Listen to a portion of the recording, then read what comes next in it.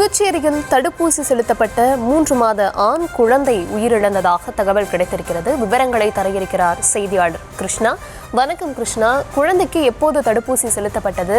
பெற்றோர் தரப்புல என்ன சொல்லப்படுது? மருத்துவமனை தரப்புல என்ன விளக்கம் கொடுக்கப்பட்டிருக்கு? புதுச்சேரி நெட்டப்பாக்கம் அருகே இருக்கக்கூடியது காராமணி குப்பம் பகுதி.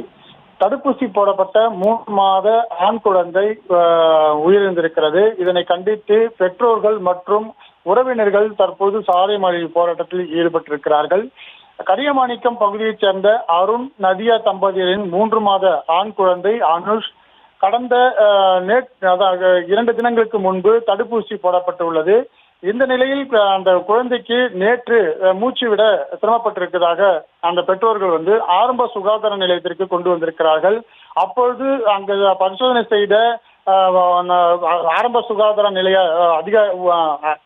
மருத்துவர்கள் சரியான தகவலை கொடுக்கவில்லை என்றும் அவர்கள் சரியாக தான் இருக்கிறது, மூச்சு விட சரியாக தான் இருக்கிறது என்றும் அவர்கள் தெரிவித்திருக்கிறார்கள். மேலும் அவர்கள் அதன் பிறகு தற்பொழுது அந்த குழந்தையானது இறந்திருக்கிறது. பெற்றோர்கள் மற்றும் உறவினர்கள் நெட்டப்பாக்கம் சந்திப்பில் சாலை மறியலில் ஈடுபட்டு வருகிறார்கள். புதுச்சேரியில் ஏற்கனவே போலி மருந்து விவகாரம் போதாகமாக மாறியுள்ள நிலையில இந்த தடுப்பூசி போடப்பட்ட குழந்தை உயிரிழந்திருக்கிறது.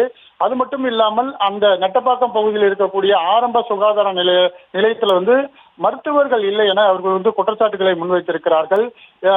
கடந்த 2 நாட்களுக்கு முன்பு போடப்பட்ட அந்த ஊசியானது நேற்று மூச்சு விட சிரமப்பட்டிருக்கிறது. அது மருத்துவர்கள் நேற்று பரிசோதனை செய்து அது ஒன்றுமில்லை என வீட்டுக்கு அனுப்பியிருக்கிறார்கள்.